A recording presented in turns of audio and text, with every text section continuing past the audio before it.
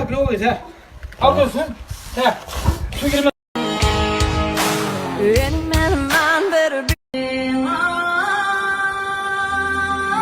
Stava zboj, stava smogu boj. Ще направим цветен телевизор. Bun să te cred că te pot avea. Tu sânge împărăte și eu lăutar la nunta ta. Политиката на България страда от тежка форма на шизофрения. В понеделник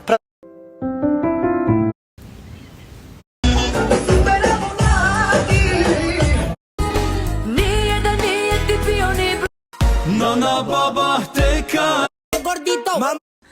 Tabii kocasının boklu donunu yıkasın. Niye bütün evli kadınlarda böyle hijyenden uzak değişik bir temizlik anlayışı var? Niye hepsi aynı cümleyi kuruyor? Bütün evli erkekler donuna mı sıçıyor? Ben anlamadım ki. Rup topurile